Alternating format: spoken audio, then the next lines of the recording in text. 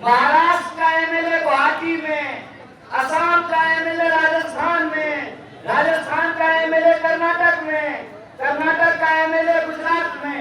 ये कोना कोना कौन कोना सोतली पुता कोना खेलते हुए देखे हैं ना आप लोग। तो पहले एमएलए चुराता था, एमएलए चुरा करके अपना सरकार बनाता था, चुनी हुई सरकार को गिराता था। जब पूरे तंत्र को अपने कब्जे में ले लिया तो बोला अब एमएलए लोगों को पैसा देने का जरूरत नहीं है, काहे करोड़ों रुपया खर्च करेंगे। जब चुनाव आयोग हमारा, ईडी हमारी, सीबीआई हमारी, और सीडी बना के नेताजी लोग का बना करके रखे हुए ही है, तो बोला कि करोड़ों रुपया खर्च करने का क्या जरूरत है। एमएलए चुराने से अच्छा है वोटें चुराने, समझे। न रहेगा पास न बजेगी। अरे वोटें से एमएलए बनते हैं, तो बोला एमएलए चुराने का क्या जरूरत है, वोटें चुरा लो। और जब एमएलए को पता चलेगा कि हम अपने दम पर एमएलए नहीं बने हैं, वोट चोरी के दम पर एमएलए बने हैं, तो अमित शाह कहेंगे बोले दिन है, तो एमएलए कहेगा दिन है। बोले रात है, तो कहेगा रात है। बोलेगा तुम आज से मुख्यमंत्री नहीं हो, संतरी हो, कहेगा यस सर। यही होना शुरू हुआ ना। आप देखे शिवराज सिंह चौहान को रिटायर कर दिया, अब मोदी जी रिटायर नहीं हो रहे हैं। रमन सिंह को रिटायर कर दिया और अमित शाह रिटायर नहीं हो रहे हैं। खट्टर साहब को रिटायर कर दिया, खुद रिटायर नहीं हो रहे हैं। और बेचारे रूपानी साहब तो उनकी आत्मा को शांति मिले, तो हवाई दुर्घटना में ही उनका जान चला गया। एक बड़ी महत्वपूर्ण वोटर अधिकार यात्रा चल रही है। यात्रा का आज 5वां दिन है। यात्रा शेखपुरा से होते हुए, लखीसराय से होते हुए जमालपुर की पावन भूमि पे पहुंच रही है। आप लोगों से इस संबंध में मुझे सिर्फ एक बात कहनी है। बाकी आप बिहार के लोग हैं, बिहार के लोग समझदार होते हैं, उड़ती हुई चिड़िया का पर गिन लेते हैं। बिहार के लोग जानते हैं कि राजनीति का मतलब क्या होता है। बिहार के लोग राजनीति समझते हैं, दुनिया को समझाते हैं। सिर्फ एक बात कहनी है, वो एक बात ये है कि आप सब लोगों ने 2014 से एक चीज देखी है कि कैसे जय शाह का पप्पा, पहचानते हैं ना उसको, पहचानते हैं ना। जय शाह का पप्पा पहले एमएलए चुराता था। क्या एमएलए साहब, एमएलए लोग को रिजॉर्ट घुमाता था। महाराष्ट्र का एमएलए गुवाहाटी में, असम का एमएलए राजस्थान में, राजस्थान का एमएलए कर्नाटक में, कर्नाटक का एमएलए गुजरात में। ये कोना कोना कौन कोना सोतली पुता कोना खेलते हुए देखे हैं ना आप लोग। तो पहले एमएलए चुराता था, एमएलए चुरा करके अपना सरकार बनाता था, चुनी हुई सरकार को गिराता था। जब पूरे तंत्र को अपने कब्जे में ले लिया तो बोला अब एमएलए लोगों को पैसा देने का जरूरत नहीं है, काहे करोड़ों रुपया खर्च करेंगे।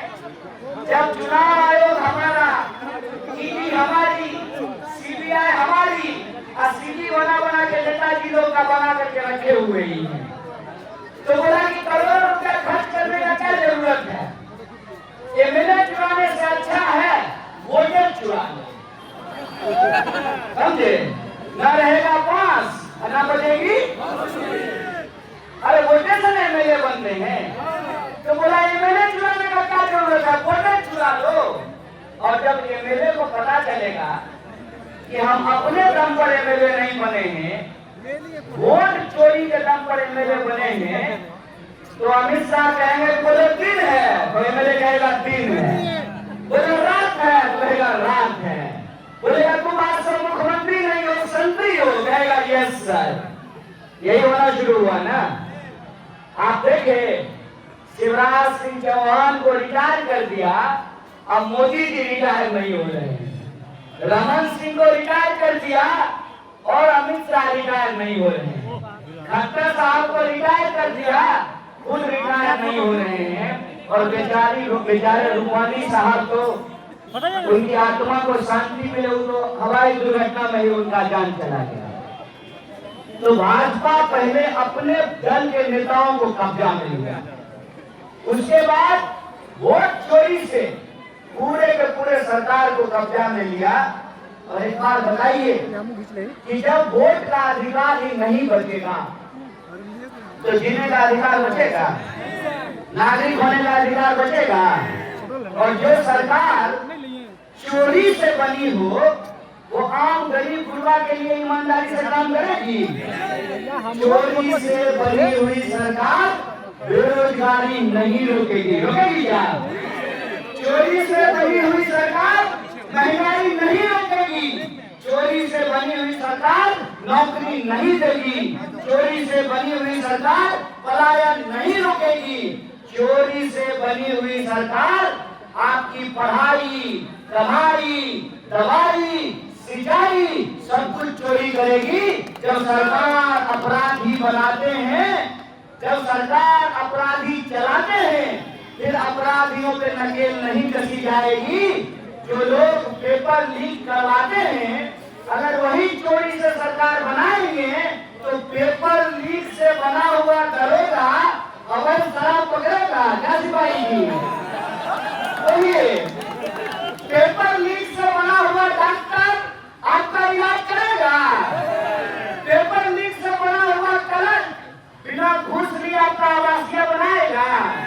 पेपर लीक से बना हुआ डीएम आम जनता की आवाज सुनेगा?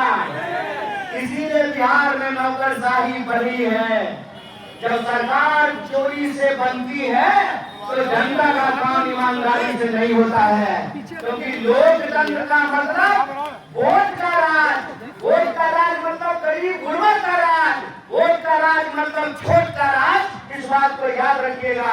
इसीलिए यह जो वोट चोरी के खिलाफ लड़ाई है, यह लड़ाई आपके अधिकारों को बचाने की लड़ाई है, आपके नागरिकता बचाने की लड़ाई है, आपका पेंशन बचाने का लड़ाई है, आपकी नौकरी बचाने की लड़ाई है, आपका घर बचाने का लड़ाई है, आपका खेत बचाने का लड़ाई है, किसानों को उनके फसल का दाम दिलाने का लड़ाई है, मजदूरों को काम दिलाने का लड़ाई है, विद्यार्थियों को पढ़ाई दिलाने की लड़ाई है और आम लोगों को कमाई दिलाने की लड़ाई है। इसलिए लड़ाई हक की लड़ाई है, लोकतंत्र की लड़ाई है, संविधान बचाने की लड़ाई है। बोले संविधान बचाने की लड़ाई है कि नहीं है? अगर संविधान बचाने की लड़ाई है तो याद रखिएगा कि इस देश में दो लोगों के बीच लड़ाई चल रही है। एक तरफ बेचने वाले लोग हैं, दूसरी तरफ बचाने वाले लोग हैं। बोलिए, बेचने और बचाने वालों के बीच में जीत किसकी होगी? जीत उसी की हुई थी जो आजादी के लिए लड़े थे। जीत उनकी नहीं हुई थी जो अंग्रेजों के साथ जाकर के मिल गए थे। कांग्रेस पार्टी और महागठबंधन के दल इस गुलामी को हरा करके आजादी को महफूज रखना चाहते हैं। आप लोग आजादी बचा के रखना चाहते हैं, नहीं चाहते हैं? और बिहार की जनता ने अगर तय कर लिया है कि हम आजादी बचा करके रखेंगे, तो गुजरात के प्रधानमंत्री को हम मैसेज देना चाहते हैं, साहेब बिहार है, हिला करके छोड़ देंगे। इस बात को याद रखिएगा।